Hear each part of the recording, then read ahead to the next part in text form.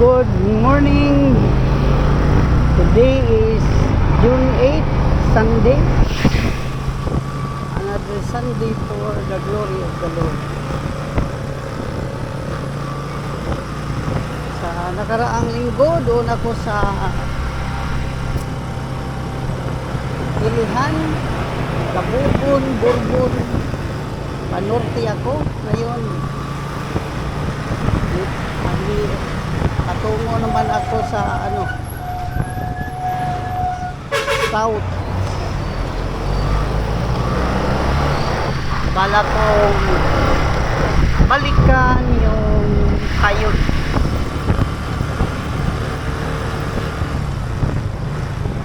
Luluan Public Market at saka Kayod Consolacion Public Market.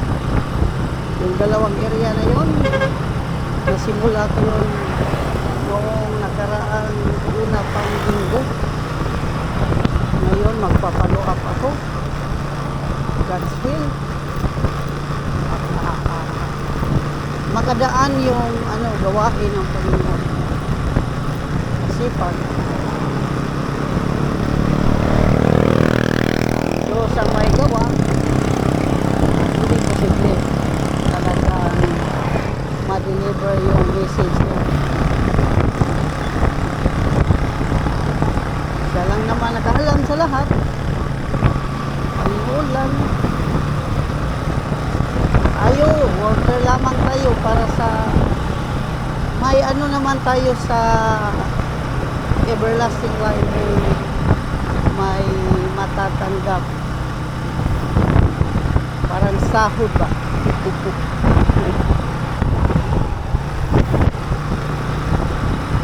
So, June 8, 2025, yun,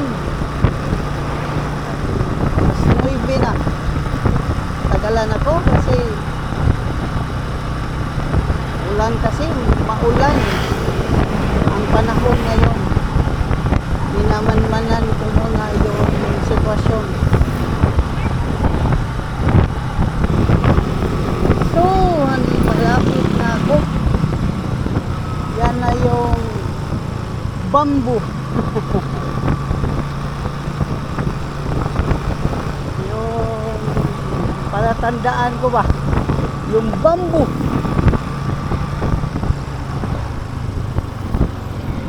Yan na. Market na.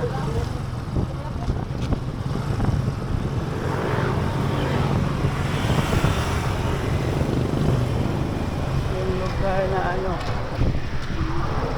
lalagyan ko sa motor.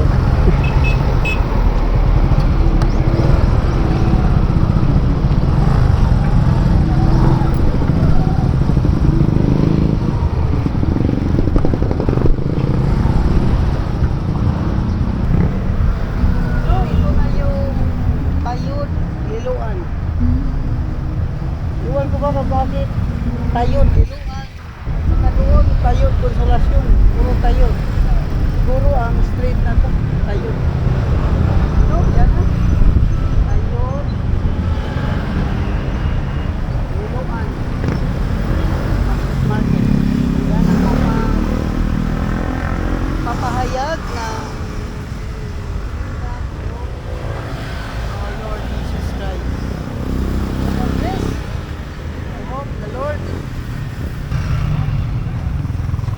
Iluson, mayong udto sa tanan, udto naman siguro ron, alas 9:45 naman. Ikaduha na akong barog diri karon, may tungod nining mayong balita sa atong Ginoo. O kini nga akong ipahayag ninyo, siguro gyud ko nga wala gyud mo kadungog sa uban niini. Mao nang giingon diya sa kasulatan, ang pagtuo maabot pinaagi sa madungog, o ang madungog pinaagi sa magwawali sa maayong balita. Mao na nga akong ipahayag karon ninyo, may tungod nining kasuguan sa atong Ginoo. Kay katong unang Domingo, sa nilabay pagyudiay nga Domingo, nagpahayag man ko nga kinahanglan basahon ang kasulatan kay sugo man ni sa atong Ginoo. Unya og dili ta mo basa, siguro gyud tang masayop kay niingon ang atong Ginoong Hesus Kristo diha sa Mateo 22:29, ang hinungdan masayop ang tao kay siya wala masayod sa kasulatan bisan sa gahom sa Dios. Mao nang wa masayod sa kasulatan, wa masayod sa gahom sa Dios. Kay unsa ning gahom sa Dios? Roma 1:16, sumala ni Apostol Pablo, wala nako gikaulaw ang maayong balita, kay kini mao ang gahom sa Dios alang sa atong kaluwasan. Mao nang di gyud maluwas. Nganong di maluwas? Di man pwede masayop ang Dios. Nga kung wa masayop, Ilusan, maayong unto sa tanan, o nasa tanan mangayo kong pasaylo. Nini ako pagwali, kaduha na nina ako gigayon na nagawali sa maayong balita. O nang nini ako pagwali karon, akong ihatag ang pagtulunan, maitungod nining kasuguan. Kay importante kay ni kasuguan sa atong Ginoo. Kay mao gud ni atong tumanon aron ta malangit. Mao na importante gyud kayo. Apan kini akong pagpadayag karon, akong ipadayag nga naa kita sa sayop nga kasuguan. Naata sa sayop nga kasuguan. Ug unsa may atong basihan nga ang kasuguan sa atong Ginoo lahi sa kasuguan sa karaan. Atong mabasa diha sa unang Korinto 9:19, nag-ingon ang kasulatan, sulat ni Apostol Pablo, kay bisan tuod ako gawas gikan sa tanang tao, hinunoa nagpaulipon ako sa tanan aron makapig ko unta ang labi pang daghan. 20, ngadto sa mga Hudiyo ako nahimong ingon sa Hudiyo aron makapig ko ang mga Hudiyo. Ngadto sa mga nagpailalom sa kasuguan ako nahimong ingon sa nailalom sa kasuguan, bisan tod ako dili ilalom sa kasuguan aron makapig ko ang mga nailalom sa kasuguan. May piuno, kanila nga walay kasuguan, ako nahimong ingon sa walay kasuguan, bisan tod ako may kasuguan sa Dios ug nailalom sa kasuguan ni Kristo. Kayo na ang gipahayag ni Apostol Pablo. Doon ay kasuguan sa mga Hudiyo, siya nagpailalom aron makapig unta niya ang mga Hudiyo. Doon ay mga walay kasuguan, siya nahimong na walay kasuguan sa Diyos. Bisan siya doon ay kasuguan, ug nailang sa kasuguan ni Kristo. Anong importante ning mga pagtulunan mahitungod sa kasuguan? Kay sumala sa iyang sulat diya sa Roma 2:12, ang tanang nagpakasala nga walay kasuguan, malaglag nga walay kasuguan. Ang tanang nagpakasala ilalom sa kasuguan, pagahukman, pinaagi sa kasuguan. Unang doon ay nagsunod sa kasuguan. Kung kasuguan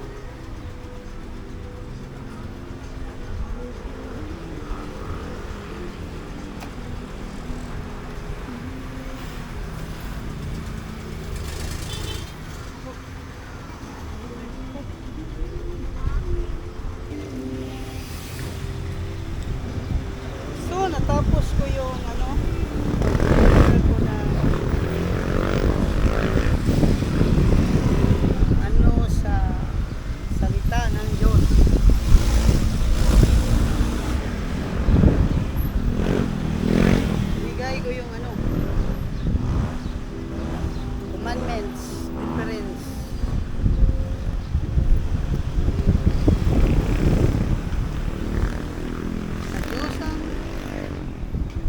Diyos ang bahala. Ano lang ako, worker. Ano lang ba ako. Kaya yung ano noon, outcome ba? Nasa Diyos na. Siya yung magsisearch ng bawat puso. Nasa kanya na ang lahat. Parking nga tari.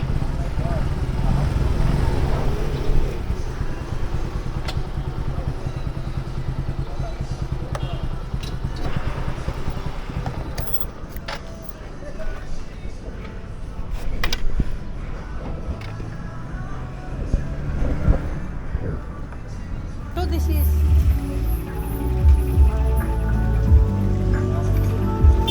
parking. Ito lang ako na busy na ano ba na paalam ba na ano mag-park.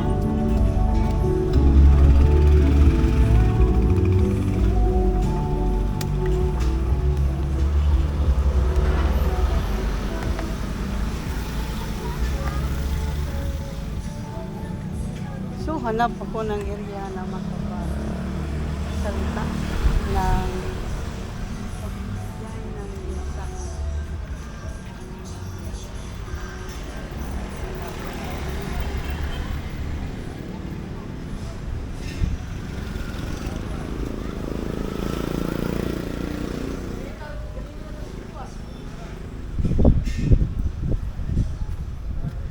Ready na.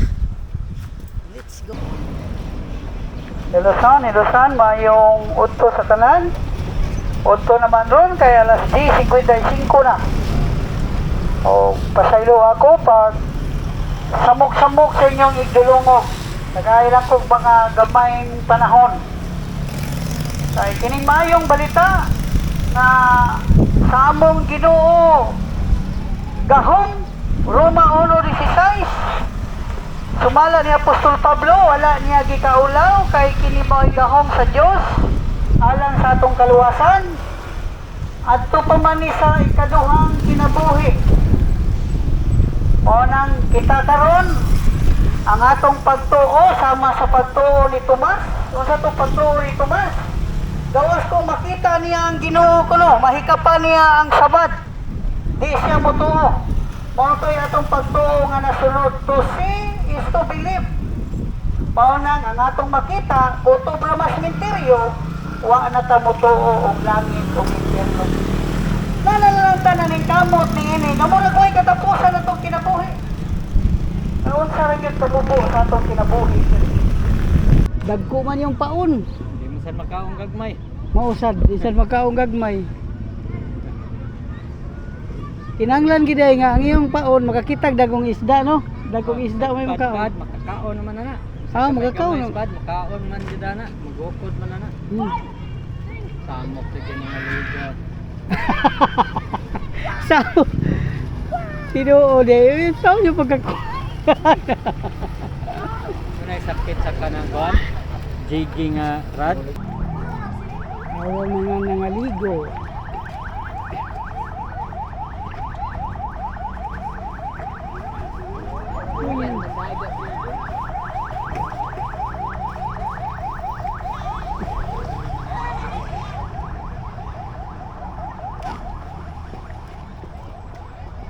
Kuan dinhi ang data. Kuan.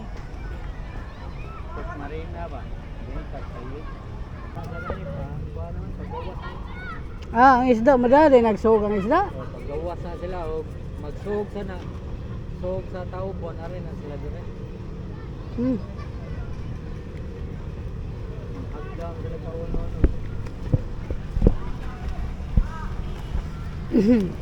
Isda paggawas. Di magsilbi eh. Wala isda, nang layas na diya. Ilusan, mayong udto sa tanan. mangayo ko pasaylo, nining akong pagsamok-samok sa inyong idulungog kay hining among trabaho, pagwali sa mayong balita, ang katumanan nini sa kinabuhing dayon pamanggod. Inana kalisod. Kay makita ang katumanan nini sa kinabuhing dayon ban, kinahanglan pa man ta mamatay. Mao may katumanan nini. Unya kasagaran nato ron ang atong pagtuo pareha na sa pagtuo ni Tomas. Katong apostoli sa atong Ginoo nga ningon nga gawas kong makita nako. Mahitap nako ang iyang samad. Dili ko motuo. Mao tong giingnan sa Ginoo nga ayaw ang pagkadili matinuohon. Ipakita siya sa atong Ginoo, gipahitap sa samad. Mao to'y pagtuo nga atong nasunod. Apanalan sa atong Ginoo, bulahan ang nagatuo, bisan wala makakita. Bulahan ang nituo nga wala makakita. Mao iya sa Ginoo. Mao na ang atong pagtuo nga pareho ni Tomas na to si Istobilib. Atong makita ang atong kaugalingon utog naman sa misteryo. Humana na, wa naman mutuo na langit o na impyerno mo nang wala na ipagtuo ini kay hindi man makita ang langit. Di siya makita ang impyerno. Utog naman sa misteryo ang pagtuo, kaya pagtuo to si Istobilib man. Apan lahi ang sa Ginoo. Ito, mabuti na lang may pwede ako makatago.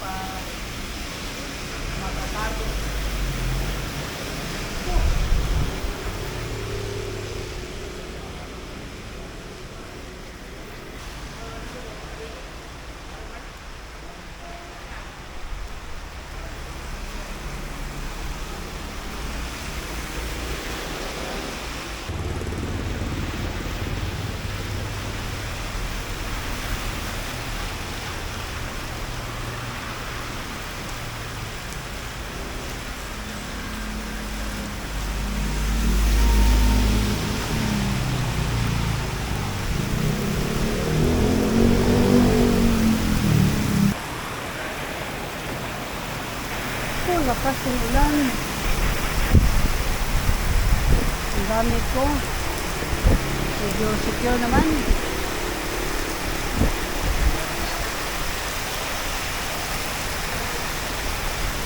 Buti na lang. Nakahinto ako dito.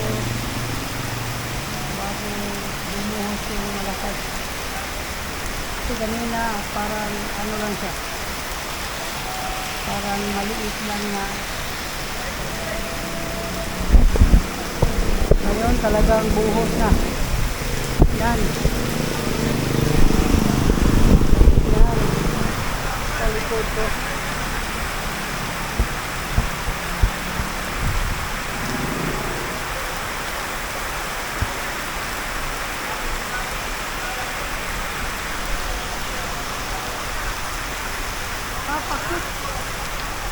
Marina, Fishing Lagoon.